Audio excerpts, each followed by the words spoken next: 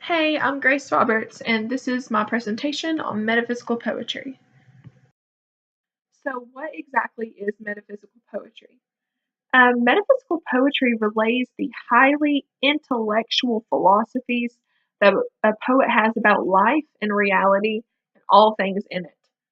So, it's not really a genre, it's a classification that comes after the poetry is already written. Some of the topics are questioning deities and religion, it's about consciousness, and it's about all things in reality that requires higher order thinking and abstract thought. It's not about being correct or trying to prove a point or prove that you're right about something because it's not concrete. It's all about introducing possibilities and ideas as food for thought for a reader straight from the author's brain to really challenge the reader to think beyond their own brain capacity. It's all very transparent. It's not trying to hide anything or sugarcoat. There's actually a lot of wit and sarcasm that reflects the personalities and the characteristics of the writer, which makes it really fun to read and like a personal letter almost to the reader. So, the metaphysical poet that I'm talking about today is one of my favorite poets ever. Um, beautiful, beautiful words can he write, is John Donne. John Donne was a metaphysical poet who was born in 1572 in London, England. He was born into a very religious Catholic family. Now, at this time, there was a lot of turmoil in the country and uprisings about that, as well as in France, about Protestantism versus Catholicism. Because the Anglican Church was starting to take over and Catholics were being persecuted and prosecuted, as in being put in jail. And so he didn't experience any of that until his teenage years. So he grew up okay and he had a good childhood, but he went to Oxford and Cambridge. He was a very good law student. He was very smart, but he could not get the degree after he already finished his studies because part of getting the degree process was um, you had to pretty much submit to the Anglican Church and their teachings, and he couldn't do it because he was Catholic. A few years later, his brother died in prison from from being a Catholic. He was in prison and then later died, and so it scared John into converting to Anglicanism, the Anglican Church. And as you can imagine, it caused a lot of inner turmoil. So you start to see him play around with metaphysical poetry and really questioning God, questioning different types of religion, different sects of religion, and it's really the core of his first works.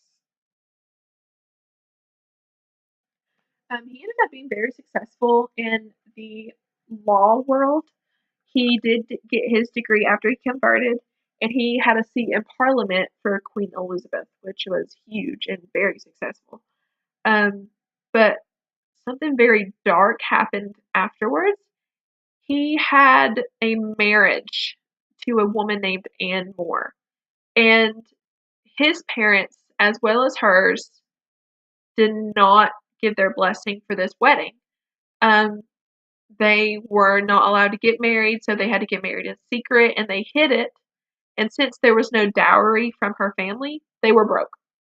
So they had no money, and when they started having kids, it got worse.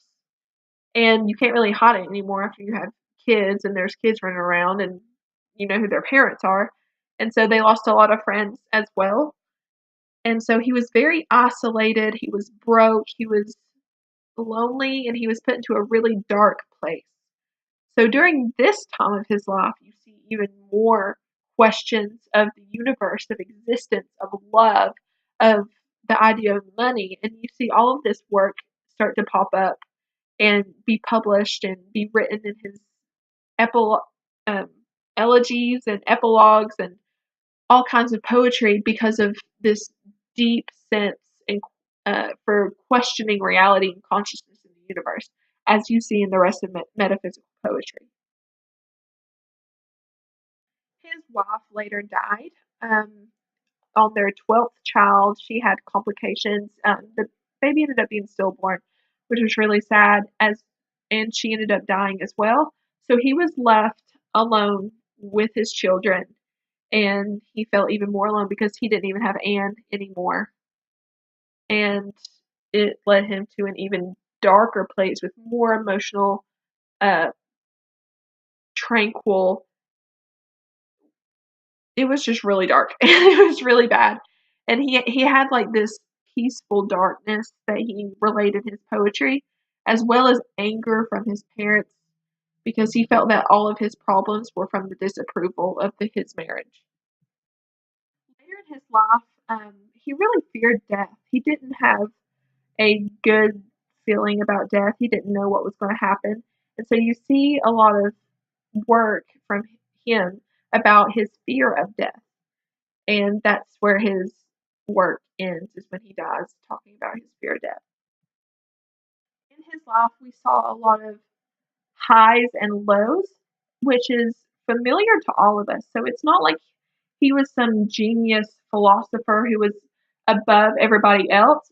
So it really shows that anybody can read his poetry and feel what he's thinking. And yeah, I do question that. Or, you know what? That's a really good point. Maybe I need to think about that. So it's proving the point that it's not argumentative, it's just putting the possibility of questions that don't really have an answer just to think about. And it's real food for thought for the reader. So the selected poetry I chose from John Donne, The Perfume. It's Elegy number 4, and it's beautiful. It's actually one of my favorite poems ever. It's kind of, I don't know, it has a lot in it, but we're going to talk about the metaphysical properties.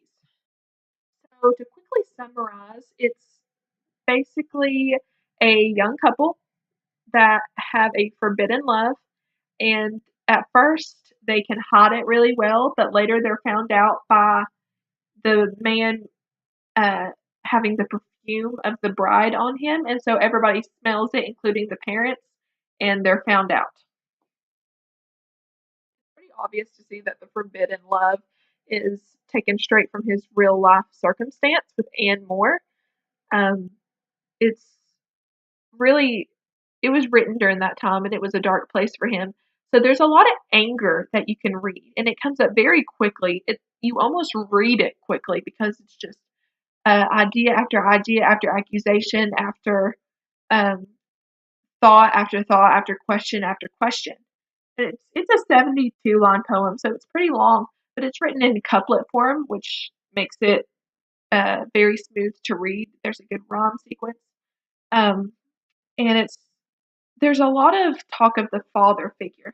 So the father figure relates to his father figure very well because there's a lot of hatred toward him.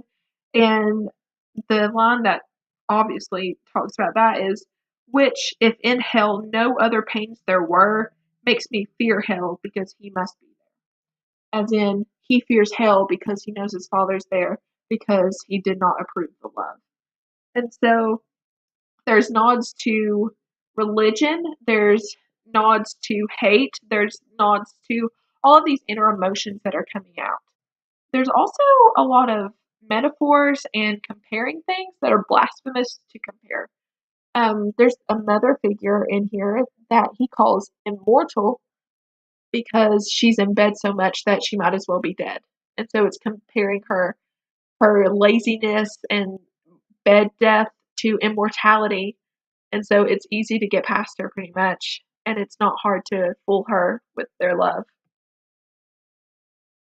There's a lot of wit, there's a lot of puns in this poem, and there's a lot of snarkiness and a lot of snarky remarks that really reflect how he feels about the situation, and he can't help it, which is part of the transparency of metaphysical poetry.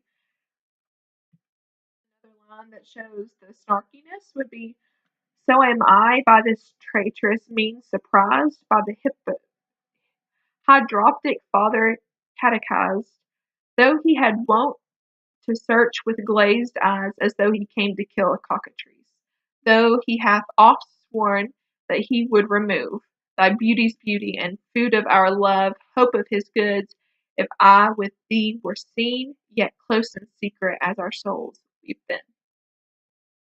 I may have butchered the first part of that because it's written in Middle English, but it's beautiful words and the imagery is intense and the every word that he writes is so intentional to portray this emotion of hiding and anger and remorse for the parent in this poem. With all of the things such as the snarkiness, the puns, the play with words, and the the use of the word God and gods and deities as if they are subject to change or subject to existence really shows the metaphysical being of this as it's all higher order thinking hidden in wordplay and the personality of the author, which is what's so beautiful about metaphysical poetry. I really hope you enjoyed my video on metaphysical poetry and John Donne and his work, The Perfume. Thank you very much.